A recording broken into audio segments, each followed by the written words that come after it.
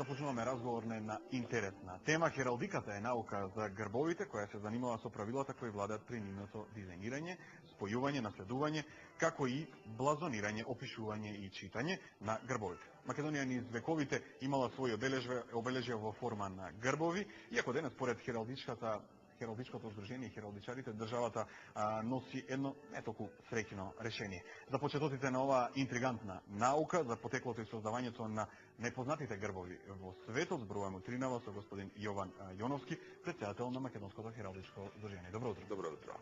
Инаку, како рековте дека можам да ве представам уште како хералд на Македонското хералдичко здружение, да. Така. Пред да го поставиме прашањето за тоа што е по дефиниција оваа наука, би ве прашал од какво значење била оваа наука низ историјата? Ова наука или дисциплина, некој што сака да ја наречат, имала големо влијание, особено во првите векови, од незиното постоење, 11, 12, 13 век, во времето кога поголемиот дел од населението е неписмено и комуникацијата многу често, особено за идентификацијата, е представена преку символите, односно преку грбовите. Значи, обичниот живот е незамислив без нивна употреба. Например, грбовите на дуќаните, значи денеска нешто што имаме надписи, тогаш тоа не било пракса, не било можно, нема кој да ги прочита, нели? И затоа имале своји грбови кои што укажувале често на дејноста со која што се занимава дуќанот, и со така во командувањето на единиците.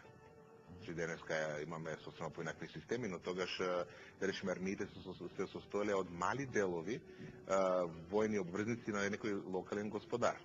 И сите тие се бореле под знамето, под стандардот на својот војсководец, и значи на војното поле имало десетици, стотици различни грбови, и без познавањето на хералдиката, без хералдите, командувањето било невозможно. Ќе зборуваме малку подоцна за принципите на создавање на грбот, но би сакал да ве прашам, од каде се почетоците на хералдиката? Можеме да го лоцираме географски, можеби некое место или област, или временски? Временски. Интересно е тоа што настанува во неколку, значи и во континентална Европа и во британските острови, почнува во 12 век, значи скоро симултано. Сега, кога станува збор за конкретниот почеток, можеме да зборуваме за првиот до сега познат, официјално потврден, значи грб. Тоа е грбот на војводата од Нормандија, Геофри Плантагенет, кој од својот иден тест, кралот Хенри I, добива повелба свадбена од 1127 година, на која што е дадено грб. И тоа се смета, значи, дека е првиот официјално даден грб. Тоа не значи дека претходно грбовите некој период не се користени, но тоа е она официјално. Така. Кои се символи се појавуваат на грбовите, можеби во почетоците, а потоа и во развојните фази? Па најчесто употребувани символи се лавот и орелот. Значи, уште од самиот почеток, интересно е да се спомни што на овој првиот грб, значи на Геофри Плантагенет, следниот крал Хенри II, се наоѓаат лавови. Ајде да појасним, иако е можеби очигледно, зошто токму овие живот? Која е символиката што е носи? Веројатно лавот како символ како крал на животните е символите кои му се припишани, значи како крал на животните, како храброст, како одважност, како ранг, како позиција, биле карактеристики кои што луѓето сакале да ги имат и се поистоветувале со тие символи кои што се наоѓаат на штитот. Така, вие донесовте некои фото материјали со кои што ќе можеме и да така, еве ги грбовите. Значи, еве еден личен грб. Така. Тоа е конкретно мојот случајно падна прв. Појаснете личен грб. Значи, еве сега можеме, ова е грбот на Македонското хералдичко здружение.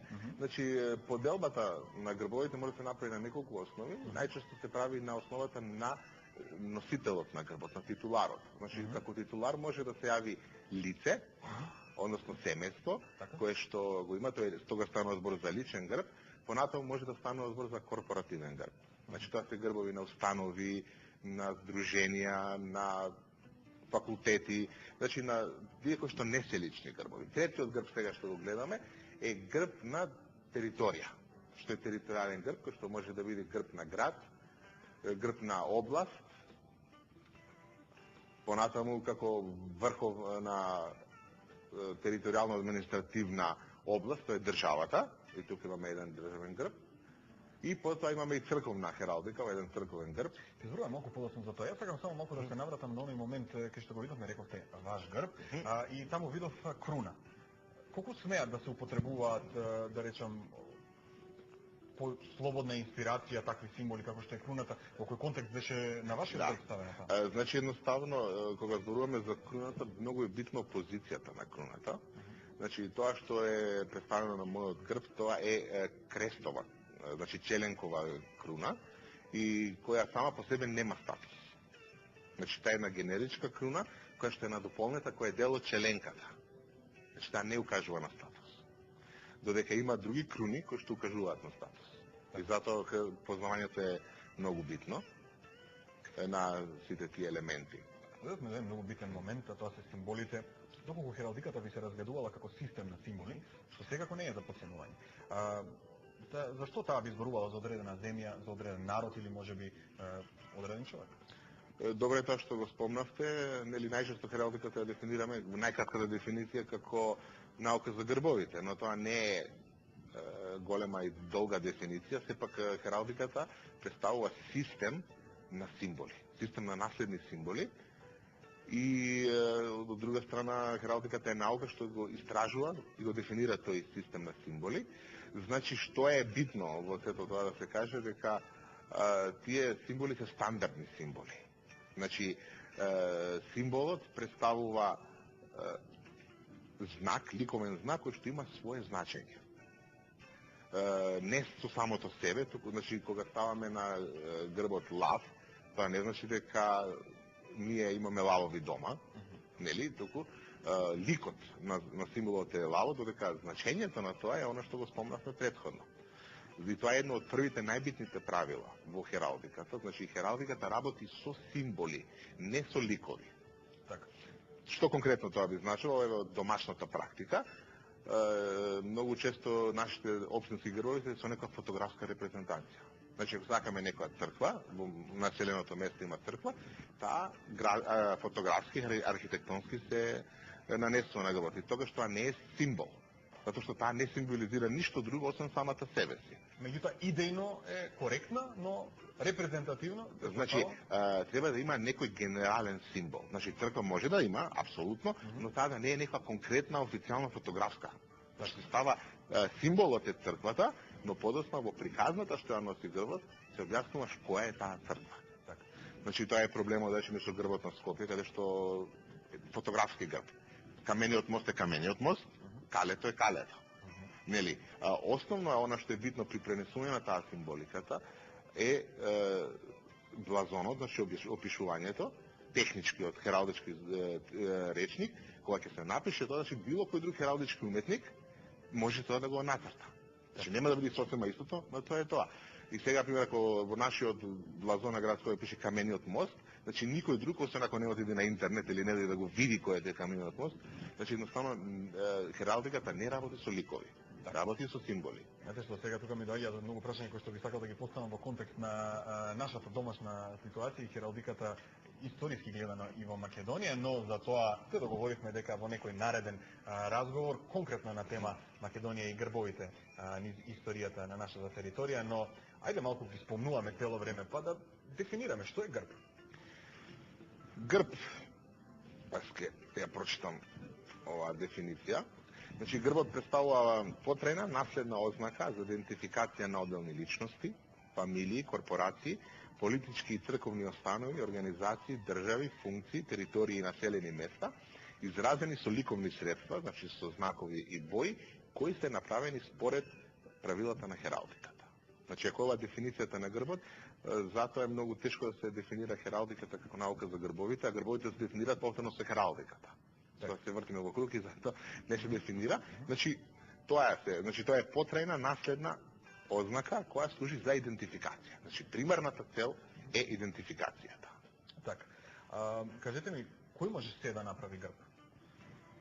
Значи, во правило, секој оној што ја познава хералдиката, традицијата, духот на хералдиката и некој што ги познава или што има увид во веќе направените грбови. Затоа што едниот основен принцип, бидејќи грбовите служат за идентификација, не смеа да има два грба кои што се исти. Значи хералдите со други зборови. Значи не секој што ќе се разводи са бајле со некоја идеја да се стави нешто на штитот, сепак тоа е многу посериозна работа. Пред да ве прашам за историјатот на хералдичкото здружение во Македонија, би сакал да ве прашам малку за оној символ кој што го видовме пред малку, а го имам видено и на повеќе знамења, особено на знамето на Босанската федерација, тоа е некаква си детелина или машна, тоа е лилјан. Ако може малку да ни објасните што точно представува тој символ? Интересно е што на овие простори тој символ многу се изменува. Значи тоа е бел лилјан или некој крин би го нарекле, или хералдичкото име е флор де ли, нели француски термин. Тоа е символ на Богородица. И во источната и во западната традиција тоа представува символ на Богородица. И многу интересно што се обидува некој да представи дека е нешто многу поинако од тоа. А може ли да се каже дека овој символ е на некој начин и обединувачки? Значи, како што спомнавме, хералдиката се занимава со конкретни символи кои што се со дефинирани значења. Можеме ние да бараме второ, трето значење, но сепак првичното значење тоа е символот на чистотата, символот на девственоста. Ајде, ако може малку само за историјатот на хералдичкото здружение и секако сите оние кои што ги интересира оваа тематика, претпоставувам дека ви имате и работилници, но или организирате работилници, ако може накратко и интернет сајтот на вашата. Значи нашето здружение постои веќе 5 години. Сајтот е многу едноставен, heraldika.org.mk. Значи на него може да се најдат информации, таму може да се најдат и нашите публикации, значи нашиот гласник. Организираме работилници, најчесто во соработка со Музеот на Македонија, кој што веќе 2 години имаме еден проект заедно со областа за едукација таму, имаме работилници. Средбите ни се секоја трета среда во библиотеката Браќа Миладиновци во Скопје. И сите информации значи може да се најдат на сајтот heraldika.org.mk. Имав уште многу прашања кои што не ги поставивме, навистина темата е преголема за да можеме да ја покриеме во овие 15 на минути, но ветивме дека следниот разговор кој што ќе организираме ќе биде на тема Македонија и грбовите на територијата на Македонија низ историјата. Тука беа прашања за кој од земите од опоружувањето, може би има најразвиена хералдичка традиција и така натаму, но за тоа ќе зборуваме во следниот разговор. Ви благодарам за гостувањето во Утринската програма журнал. Ви благодарам за можноста што имавме. А ние во продолжение одиме со содржините на журнал. Мојата колешка Анита е веќе подготвена да го најави следниот прилог. Анита? Да, меѓутоа пред да го најавам Александар прилогот, не можеме да не го прашам господинот Јован, нашиот хералд, за ова што го носи, значи ова што е на вас. Ни кажавте дека пред се грбовите одат нели со знаци, со символи. Имате еден символ, значи да ни го објасните значењето и што представува исто. Зошто се вака дотерни? Значи ова што го носам се вика табард и тоа е официјалната наметка, официјалната униформа на хералдите веќе во последните десетина векови. И специфично е тоа што на него е насликан грбот на хералдичкиот авторитет, значи во конкретниот случај Македонското хералдичко здружение. На него представен е хипокамп, ова што гледаме, че сребрен хипокамп, половина конј, половина риба. Тој се поврзува со Александар Македонски, како негов символ, и затоа го има нашето здружение прифатено, додека овој сребрен хипокамп држи златна хералдска палка и златно перо, символи на хералдичкиот еснаф. Тоа е тоа, значи. Така, ви благодарам многу за одговорот и како што кажа Александар, да очекуваме во некоја наредна прилика, кога вие двајца ќе се договорите, темата навистина е интересна и не толку многу експлоатирана во македонскиот етерни куќини. А одиме со нешто што се случува изминативи денови.